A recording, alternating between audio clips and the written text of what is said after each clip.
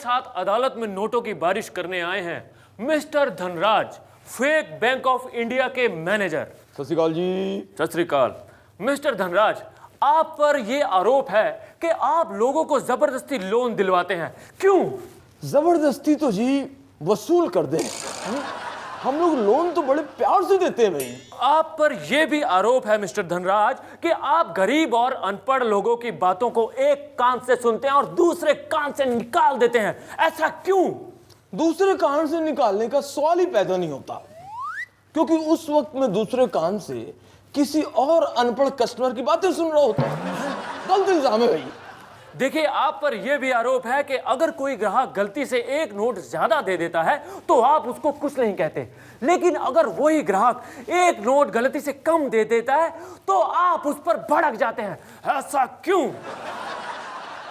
भाई, इंसान एक बार गलती करे तो बात समझ में आती है, दोबारा गलती करे तो बर्दाश्त नहीं होता भाई। देखिए, आप पर यह भी आरोप है कि आप लोगों को लोन के सिर्फ और सिर्फ फायदे गिनवाते हैं, आप उनके नुकसान के बारे में कुछ नहीं बताते। ऐसा क्यों? ये क्या कर रहे हैं आप? लगता है आपने बाजीगर फिल्म नहीं देखी। अरे उसमें कहा गया है कि बड़े बड़े फायदों के लिए छोटे छोटे नुकसान छुपाने पड़ते, और छोटे छोटे नुकसान छुपाकर बड़े बड़े फायदे उठाने वाले को ही बैंक मैनेजर कहते हैं मेरे दोस्त। मिलॉर्ड, आज हमारी अदालत में मौजूद हैं खेल आयोजक नरेश कलमड़ी। नमस्कार।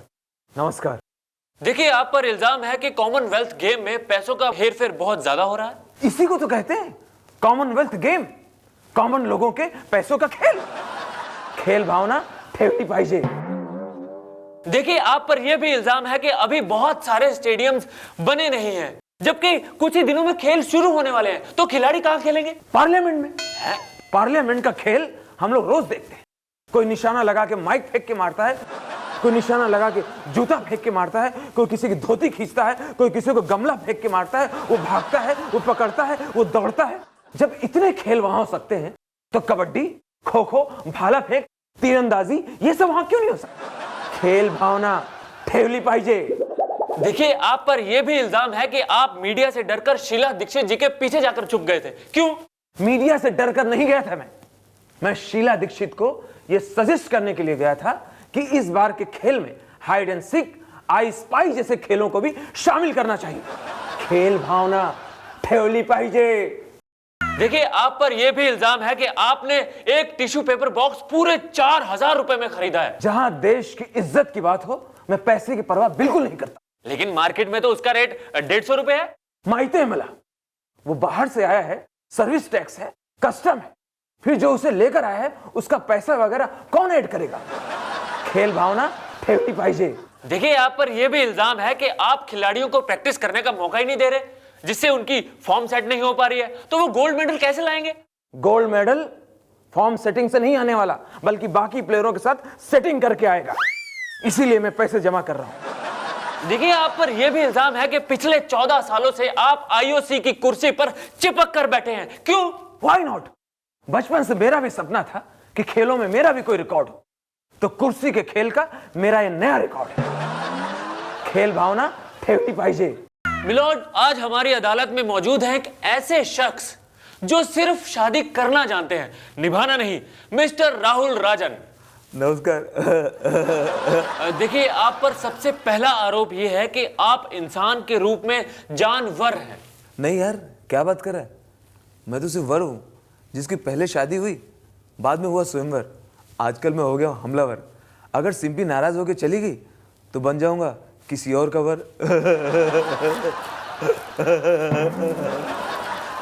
देखिए, आप पर यह भी आरोप है कि आपने अपनी पत्नी सिंपी को बहुत बुरे तरीके से पीटा है। कौन बोला मैंने बुरी तरह पीटा? अरे मैंने अच्छी तरह पीटा। अरे वो हीरोइन है यार, मुझे उसकी फेस वैल्यू पता है। तुम ध्यान से देखो, उसके चेहरे पे मैंने निशान आने नहीं दिया। देखिए, कुछ साल पहले आप गलत हालात में बाथटब में पाए गए थे। अरे वो बाथटब में उसी हालत में था जैसे बाथटब में होना चाहिए, नहाते हुए, सिंपल। लेकिन उस वक्त आपके साथ कोई और था। हाँ यार, मैं बोलता हूँ ना, हम दोनों थे बाथटब में। 500 रुपए नोट का नाव बना के हम लोग पकड़ा पकड़ी खेल रहे थे। तुम दोनों भी बाथटब में नाव का करो ना, बहुत मजा आता सर। देखिए, आप पर अगला इल्जाम ये है कि आप अपने ड्राइवर को भी पीटते हैं। क्या बात कर रहे हैं, क्या बात कर रहे हैं? अरे पूरी दुनिया जानती है मैं तो सिर्फ औरतों को पीटता हूँ। आज हमारे इल्जामों के एनकाउंटर का मुकाबला करने आए हैं इनकाउंटर स्पेशलिस्ट दया गायक जी। नमस्कार दया जी, आप पर पहला आरोप ये है कि आप सरकारी अफसर हैं, लेकिन अरे बाबा, ये तेरे लिए नहीं है, तू पूछना जो कि पूछने का है। आप पर पहला आरोप ये है कि आप तनख्वाह तो सरकार से लेते हैं, लेकिन काम अंडरवर्ल्ड के लिए करते हैं। ऐसा क्यों? सरकारी काम के अंडरवर्ल्ड को छोड़ के जास्ती पैसे देता कौन है? तो किसके लिए काम करेगा? हम बात करता है तुम। देखिए, आप पर अगला आरोप ये है कि आप फिल्मी पार्टीज में बहुत ज्यादा दिखाई देते हैं। ऐसा क्यों? मेरी लाइफ पे एक पिक्चर बना, मालूम है? अब तक 56। हाँ, अभी उसका सिक्वल स्टोरी है मेरे पास, केसेस में अटका 55। देखिए, आप पर अगला आरोप ये है, आप पर नहीं, आप पर अगला आरोप ये है कि आप फेक एनकाउंटर्स करते हैं। ए हेड़ा, किससे बात करता तुम? मैं समझा, कौन बोला मैं झूठा एनकाउंटर करता है? अगर मैं झूठा एनकाउंटर करता था तो आदमी मारा काहे को? कितना आदमी मारा ना मैं? बात करता है तुम। मिलॉर्ड, आज हमारे साथ अदालत में मौजूद हैं लेखिका कम सोशल एक्टिविस्ट। नमस्कार। देखिए, आप पर यह आरोप है कि आप महिला सम्मेलनों में भी अपने बॉडीगार्ड्स को हमेशा अपने साथ लेकर जाती हैं। क्या आप वहां पर अपने आप को असुरक्षित महसूस करती हैं? जी नहीं। हाँ, मुझे बॉडीगार्ड्स की जरूरत तब पड़ती है जब मैं खुद का लिखा हुआ लेख श्रोताओं को पढ़ के सुनाती हूँ। उसके बाद मिस्टर एडवोकेट। देखिए, आप पर अगला आरोप यह है कि आप उन लड़कों पर कोई एक्शन नहीं उठाती जो आते जाते गली मोहल्लों में लड़कियों को छेड़ते हैं। क्यों? ऐसे लड़के हैं कहाँ? मुझे भी तो बताओ। मैं तो इन्हीं गलियों से रोज जाती हूँ, मुझे तो आज तक नहीं छेड़ा। देखिए, मैं लड़कियों की बात कर रहा हूं।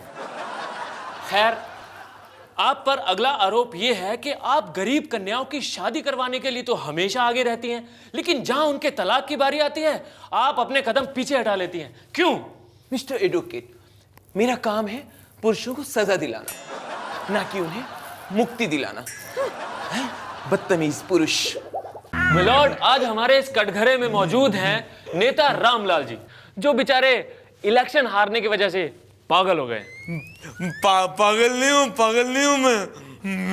मेरा खाली एक स्क्रू ढील है। देखा मिलॉर्ड, मैं इस पागल पर कैसे इल्जाम लगा सकता हूं? ये देखिए, ये कैसे अपने माथे पर लिपस्टिक लगा रहे हैं। रामलाल जी, ये क्या कर रहे हैं आप? डॉक्टर साहब, आपके सवाल का जवाब देना है ना? हाँ, तो मैं माइंड मेकअप ना करूं। पागल। मिलॉर्ड, ये पागल है और मैं ये केस नहीं लड़ सकता। डॉक्टर साहब, शोर मत मचाओ, नहीं तो मेरी पॉकेट में स्लीपिंग पिल्स सो रही है, वो जाग जाएगी तो मैं पार्लियामेंट में सोऊंगा कैसे? डॉक्टर साहब, मैं डॉक्टर नहीं हूं। सॉरी, मुझे आपका ड्रेस देख के समझ जाना चाहिए था कि आप बस कंडक्टर हो। कंडक्टर छुट्टा पूछता। देखिए, आप पर अगला आरोप यह है कि आप अपने पार्टी वर्कर्स को जब भी एसएमएस भेजते हैं तो एक ही एसएमएस 2 बार भेजते हैं। एक बार क्यों नहीं भेजते? वो इसलिए कि अगर वो एक एसएमएस आगे फॉरवर्ड कर दें तो एक एसएमएस तो उनके पास रहे। मिलॉर्ड, आज हमारे इस कटघरे में मौजूद हैं गफ्फूर भाई, जो अब एक नेता भी हैं। अब क्या आंटी?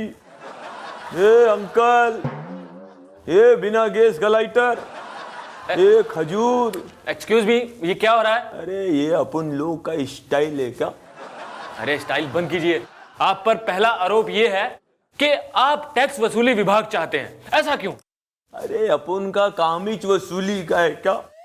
मतलब? अरे ये गवर्नमेंट है ना, साल में एक टाइम टैक्स वसूल करती है, लेकिन अपन लोग हर हफ्ते हफ्ता वसूल करते हैं क्या?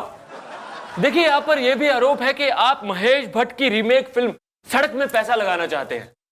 तो पब्लिक के पैसे का ऐसा दुरुपयोग क्यों?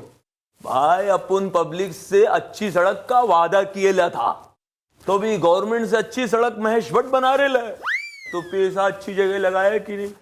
हाँ? देखिए आप मुझे एक बात बताइए, आप इतने बड़े डॉन हैं, आपको कोई दादा बोलता है, कोई आपको भाई बोलता है, लेकिन कोई भी लड़की आपसे शादी नहीं करना चाहती, ऐसा क्यों? अरे भाई ये दादा भाई ये ना, यही मेरी जिंदगी में आड़े आ रहे ले। अरे कोई छोकरी आती ना भाई, मेरे को दादा बोल के पैर को हाथ लगा के जाती है। कोई छोकरी आती ना भाई, अपन को भाई बोल के कलाई में राखी बांध के जाती है। मैं किसी के भी दादा भाई को देखता हूँ ना, मेरी खोपड़ी हिल जाती भाई। इसके लिए मैंने आज ना अपने दादा को सुबह सुबह धोए लाया। क्या करेंगे भाई? मिलॉर्ड, आज हमारी अदालत में पेश हुए हैं एक ऐसे शख्स जिनकी वजह से स्टूडेंट्स भूखे नहीं मर सकते। जी हाँ, कम से कम भूख से तो बिल्कुल नहीं मर सकते, और वो हैं गवर्नमेंट हॉस्टल के फूड इंचार्ज फहीम बिरयानी जी। अस्सलाम वालेकुम। जी, आप पर सबसे पहला आरोप यह है कि आप खाने में इस्तेमाल होने वाले बर्तनों को गंदे पानी से ही साफ करके काम चलाते हैं। मजबूरी है ना भाई, साफ पानी से धोते तो खाना कभी बनाते भाई? हमारे कॉलेज में पानी सिर्फ 1 घंटा आता, हम तो बर्तन तभी धोते जब हमारे पास टाइम भी होता, पानी भी होता। देखिए, आप पर अगला आरोप यह है कि आप पैसे बचाने के लिए स्टूडेंट्स को गली सड़ी सब्जियां खिलाते हैं, जिनसे उनका स्वास्थ्य खराब होता है। कसम चार मीनारा की, उनका खुद का चॉइस है ना भाई। मैं उनके सामने 2 चॉइस देता, खाना खाना कि खाना नक्को खाना। वो पहला चॉइस पसंद करते तो फिर क्या करना भाई? देखिए, आप पर यह भी आरोप है कि आप अपना टेंडर पास करवाने के लिए अफसरों को रोज खाना खिलाते हैं। ये अप्सरा लोगों को मैं एक साथ पूरा पैसा खिला देता भाई। अगर खाना खिलाते तो पूरी जिंदगी टेंडर नक्को पास होता भाई। क्या हंगामा है। मिलॉर्ड, आज हमारी अदालत में पेश है एक ऐसे शख्स जो जिससे चाहे जुर्म कबूल करवा सकते हैं। ओ सुन बे चौधरी, तू गलत बात करने लग रहा है यार। देखिए, आप शांत रहिए। और इनका नाम है कठोर सिंह। हाँ तो कठोर सिंह जी, आप पर पहला आरोप यह है कि आप शराब पीकर थाने में आते हैं, पुलिस स्टेशन में आते हैं। क्यों? देख भाई, पुलिस स्टेशन में तो शराब पी ना सकूं, मनाही है, तो घर से पीनी पड़े, इसमें क्या गलत बात है यार? देखिए, आप पर यह भी आरोप है कि आप अपनी पावर का इस्तेमाल आम आदमी को डराने और धमकाने में करते हैं। ऐसा क्यों? गलत बात कर रहा चौधरी। मैं तो अपनी पावर का इस्तेमाल सबके ऊपर समान रूप से करूं, वो बात अलग है कि डरे आम आदमी है। देखिए, आप पर यह भी आरोप है कि आप अपनी नौकरी बचाने के लिए बेगुनाह लोगों पर झूठे केस फाइल करते हैं। ओ सुन भाई चौधरी। देखिए, मैं चौधरी नहीं हूं, मैं वकील हूं।